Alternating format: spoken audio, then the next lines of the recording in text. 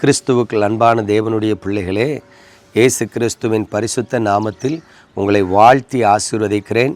நீங்கள் சுகமாயிருக்க வேண்டும் என்று நான் உங்களை வாழ்த்துகிறேன். இன்றைக்கும் நம்முடைய தியானத்திற்கு ஆதாரமாக ஆமோஸ் தீர்க்கதரிசன புஸ்தகம் 9ஆம் அதிகாரம் 14ஆம் வசனத்தை பாருங்கள். என் ஜனமாகிய இஸ்ரவேலின் சிறையிருப்பை திருப்புவேன். அவர்கள் பாழான நகரங்களை கட்டி அவைகளில் குடியிருந்து திராட்சை தோட்டங்களை நாட்டி அவைகளுடைய பழரசத்தை குடித்து தோட்டங்களை உண்டாக்கி அவைகளின் கனிகளை புசிப்பார்கள். பிரியமான தேவனுடைய பிள்ளைகளே, ஆண்டவர் இன்றைக்கு உங்களுக்கு சொல்லுகிறார், நான் உன்னை ஆசீர்வதிக்க போகிறேன். நீ மகிழ்ந்திருக்கும்படியாய், நீ மனமகிழ்ச்சியாய் இருக்கும்படியாய் நான் உன் சிறையிருப்பை திருப்பி உன்னை ஆசீர்வதிக்க போகிறேன் என்று கர்த்தர் சொல்லுகிறார். எனக்கு அன்பானவர்களே, கொஞ்சம் உங்கள் வாழ்க்கையை நீங்கள் ஆராய்ந்து பாருங்கள். என்னென்ன காரியங்களில் கட்டப்பட்டு இருக்கீங்க, எந்தெந்த ஆசீர்வாதங்களை இழந்து இருக்கிறீங்க, எந்தெந்த நன்மைகள் கிடைக்காதபடி உங்கள் வாழ்க்கை வெறுமையாய் ஒரு சிறையிருப்புக்குள் காணப்படுகிறது. இன்றைக்கு நான் பிரசங்கிக்கிற கர்த்தர் சொல்கிறார், என் ஜனமாகிய இஸ்ரவேலின் சிறையிருப்பை திருப்புவேன். அல்லேலூயா. ஆண்டவர் உங்களுடைய சிறையிருப்பை திருப்ப போகிறேன் என்று சொல்லுகிறார். கடந்த நாட்களில் ஒரு மனிதனை நான் சந்தித்தேன். உச்சம் தலைமுதல் உள்ளங்கால் வரை பார்த்திங்கன்னா பொறுக்காக இருந்துச்சு. அதாவது அந்த தொலி வெடித்து அடி பேந்து நிற்கும். உடம்பு ஃபுல்லாக இந்த மீனுக்கு செதில் இருக்குது பார்த்திங்களா, அந்த செதியில் சொரிஞ்சு விட்டோன்னா அப்படி சிலுத்துக்கிட்டு ஒரு மாதிரி நிற்கும்லாம். அதே மாதிரி அந்த மனுஷனுடைய சரீரம் முழுவதும் உச்சந்தலையிலேருந்து உள்ளங்கால் வரைக்கும் பொறுக்காக இருக்குது.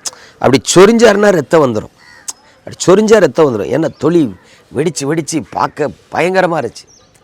அவர் அப்படியே அழுறாரு, அண்ணே என்ன பாவம் செஞ்சேன்னு தெரியலண்ணே, கொட்டும் வேதனை, படுக்க கூட முடியல, படுத்து எந்திரிச்சா நான் படுத்திருக்கிற இடம் ரத்தமாகிறது, என் மனைவி பிள்ளைகளுடைய அன்பு கூட கிடைக்கலையா, அப்படியே மூக்கு பொத்திட்டு என்னை விட்டு தூரமாக விலகுறாங்க, சாகணும்னு ஆசை, சாகவும் முடியலை அப்படின்னு அழுதார்.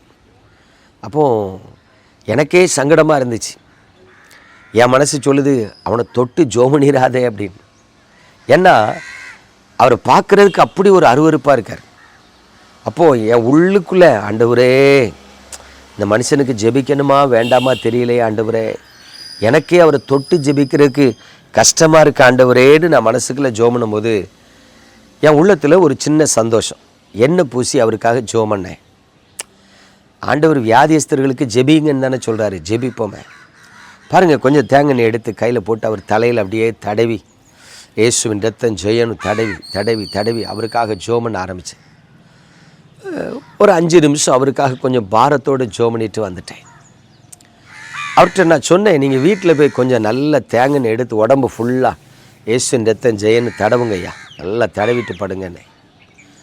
அவர் மறுநாள் ஃபோன் பண்ணி சொல்கிறாரு, அண்ணே எனக்கு ஆச்சரியமாக இருக்குண்ணே, என் சரீரத்தில் பொறுக்காக கன்றாவியாக இருந்த நிறைய பொறுக்குகள் அப்படியே என்னை விட்டு விழுந்து, அதாவது ஒரு இடத்துல அடிபட்டு புண்ணு வந்துச்சுன்னு வைங்களா, அந்த இடத்த சுற்றி ரவுண்டாக கொப்பளை மாதிரி இருக்கும்.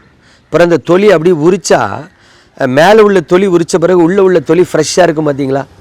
அவர் சொல்கிறாரு, என் மேலே இருக்கிற அந்த தொலி இப்போ பொறுக்குகள்லாம் விழுந்து இப்போ என் தொலி புதுசாக இருக்குண்ணே, கர்த்தர் என்ன ஆசீர்வதிச்சிட்டாருன்னே ரொம்ப சந்தோஷம் அப்படின்னார். எனக்கு நம்ப முடியல.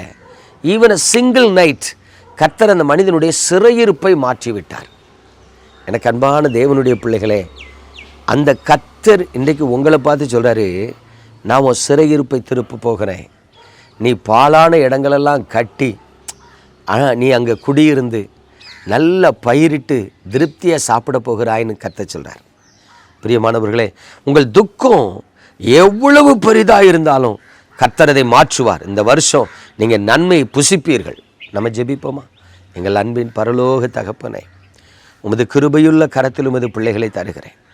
இந்த செய்தியை கேட்கும் பொழுது எத்தனை பேர் அழுது கொண்டு இருக்கிறார்கள் தெரியாது, எத்தனை பேர் தரித்திரத்தில் இருக்கிறார்கள் தெரியாது, எத்தனை பேர் கட்டப்பட்டவர்களாக இருக்கிறார்கள் தெரியாது, எத்தனை பேர் மரண பிடியிலே இருக்கிறார்கள் தெரியாது. ஆனால் ஆண்டவரே, உமது வசனம் சொல்லுகிறது, என் ஜனமாகிய இஸ்ரவேலின் சிறையிருப்பை திருப்புவேன். ஆண்டவரே, உமது பிள்ளைகளின் சிறையிருப்பு மாறட்டும். உமது பிள்ளைகளின் துக்கம் சந்தோஷமாகட்டும். உமது பிள்ளைகளின் வாழ்க்கையில் வெளிச்சம் உண்டாகட்டும். உங்கள் நாமம் மகிமைப்படும்படியாக உமது இரக்கத்தை காண்பித்தருளும். அற்புதர் இயேசுவின் நாமத்தில் அதிசயம் நடக்கட்டும் என்று ஜெபிக்கிறேன். இயேசுவின் நாமத்தில் பிதாவே, ஆமென்.